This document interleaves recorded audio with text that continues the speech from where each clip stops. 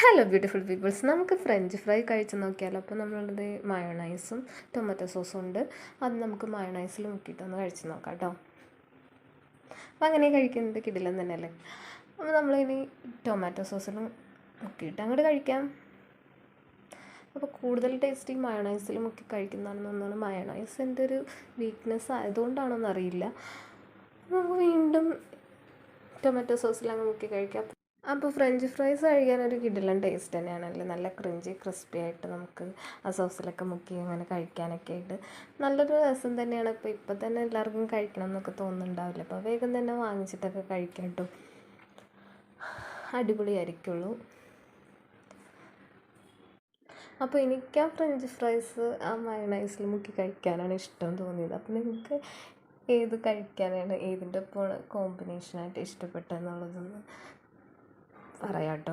അപ്പോൾ അത്ര ഇന്നത്തെ വീഡിയോ ഇഷ്ടപ്പെട്ടാൽ ലൈക്ക് ചെയ്യുക, ഷെയർ ചെയ്യുക, കമൻറ്റ് ചെയ്യുക. Bye bye from chunks cafe.